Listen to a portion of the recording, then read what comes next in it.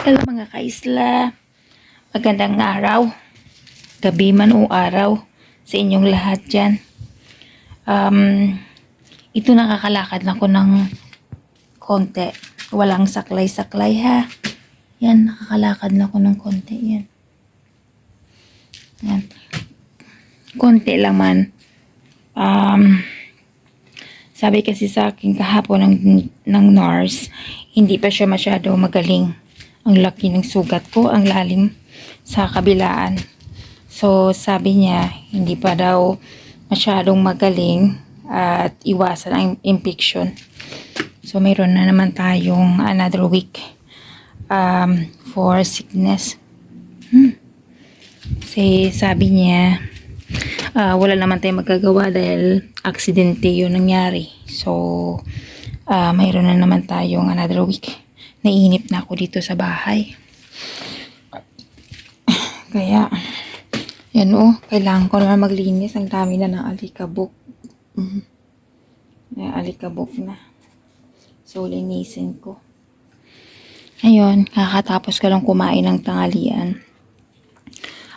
Dito sa time sa UK, alas 2:30 o 2:30.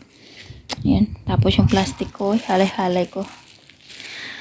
Tipid-tipid muna ako dahil wala akong pera. Wala akong sahod. Wala akong pasok. Malaki yung bayarin sa bahay. Naku. Kaya tipid-tipid muna.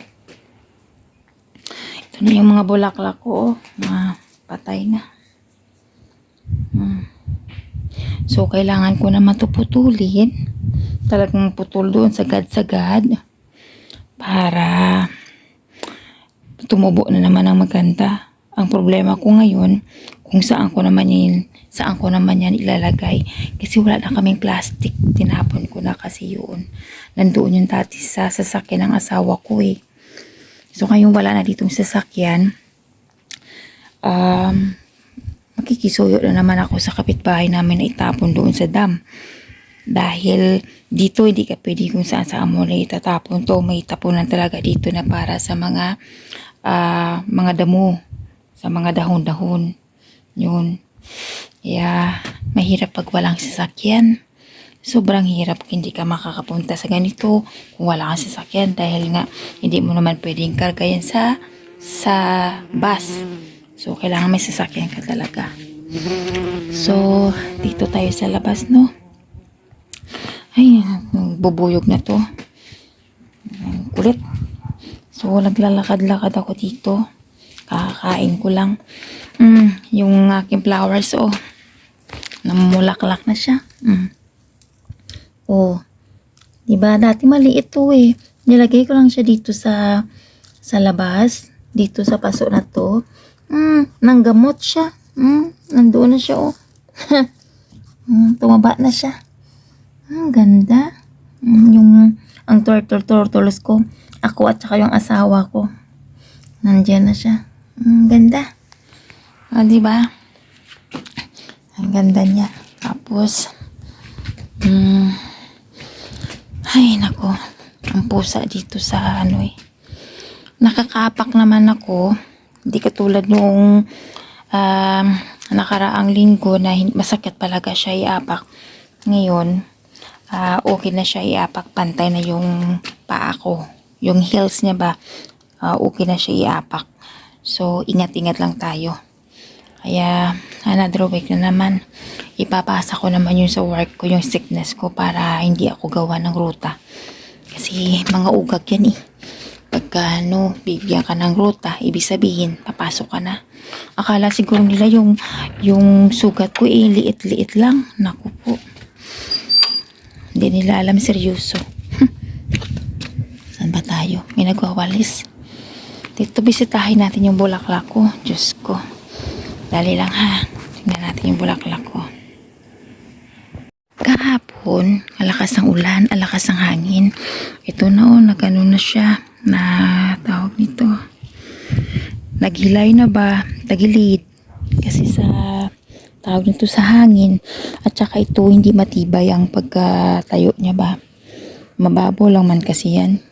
Dati kasi yung asawa ko Ay, ano yan? Ilalagyan niya pa ng tukod.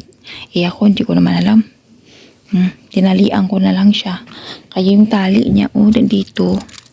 Eh, hindi pa rin niya kaya. Siya, namamatay na. Kailangan ko na itong yung mga seeds niya.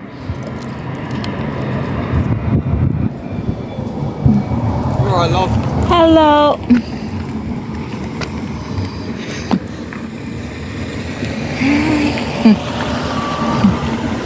Patubad-tubad ako dito, may dumaan na tao.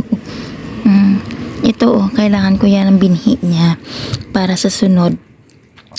Ano ko na naman ba, yun itatanim ko.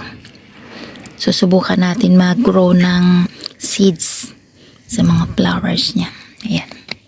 Ayan ito siya. Ito, patay na. See? May nagpawalis. Talaga, mamaya didiligan ko siya. Pero tuyot-tuyot na siya eh. Ito na kailangan ko na to siya. Ganito talaga siya. So, kailangan ito siya. Diligan ko lang siya mamaya para magkakaroon pa siya ng bulaklak. Ito din na. Ito din siya Ang ganda niya. Ito dati sobrang ganda to.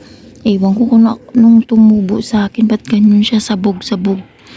Dati yung sasawa ko talagang tataba nila.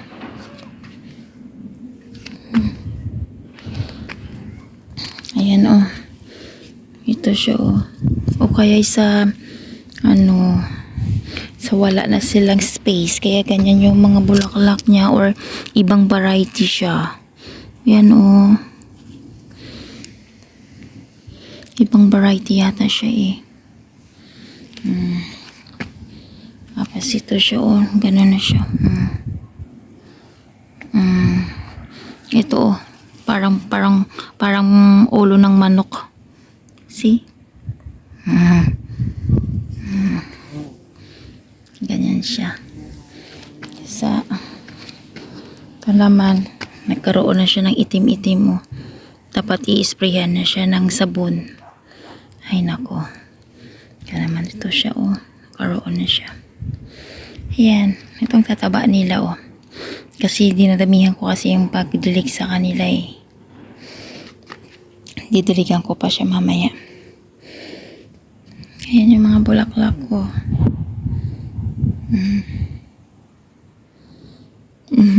Ito yung lavender ko. Dito tayo. Makakalakad naman ako ng maayos. Kaso kailangan natin mag-ingat kasi baka mamaya infection pa. Ano pa siya yung fresh pa yung sugat niya. Maaga kasing tinanggal ang tahi Ano ba yan?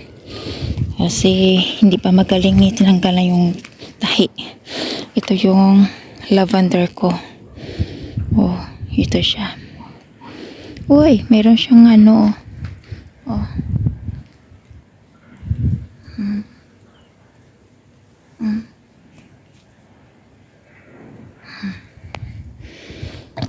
Uy, may paro-paro.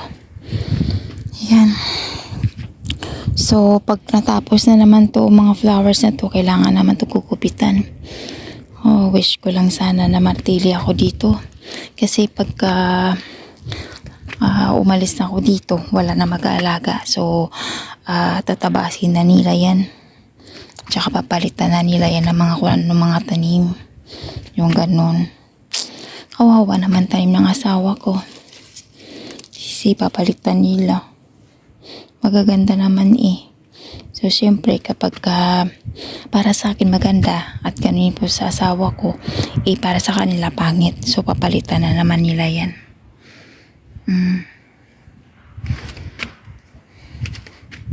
Kaya yun. Kaya mahinayang ako. Ayan, tahimik dito. Pero, alam mo ba, ay tahimik yan. Kahit saan lang, marami mga chismosa dito. Lakad-lakad lang tayo. Nabuburing kasi ako sa loob ng bahay Wala kasi ayan ito maganda itong bulaklak niya. Mamaya pag natawid ako dito, didiligan ko sila. Kawawa naman. Wala na talaga silang dilig-dilig eh. Mamaya, pagka natawid ako dito ha, didiligan ko kayo. So, grabe yung pagkaputol nila ng ano ba tawag nito, ng mga halaman. Hindi maganda. Kinalbo talaga nila eh. Ay, Diyos ko.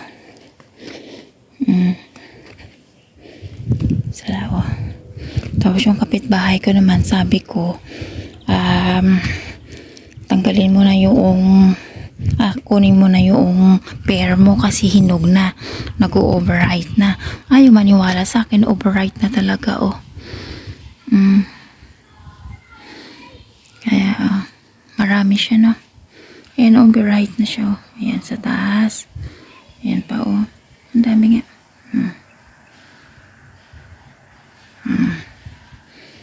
Ayan. Ako lang kasi nagdidilig dito. Iwan ko ba, hindi talaga nila dinidiligan.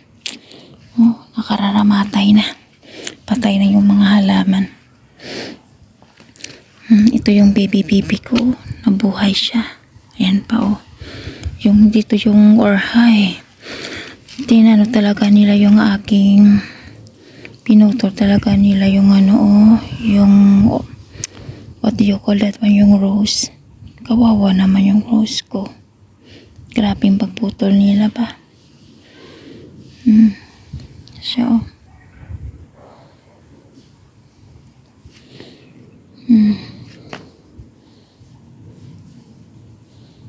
ayan, dito sa kapitbahay. Ay, nako. O, tingnan mo, naputol naman tong isa, oh.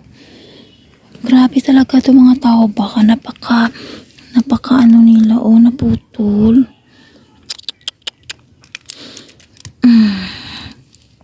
Tusok na lang kita dyan. Kasi walang pakialam kasi mga tao dito, eh. Naputol ka tuloy. Hindi mo lang sila nagdahan-dahan, eh.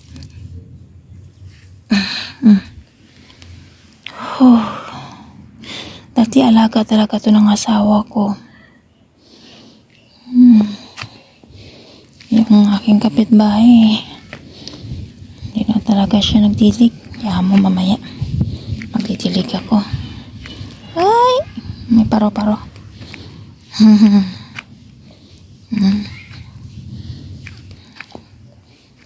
Ang paro-paro eh.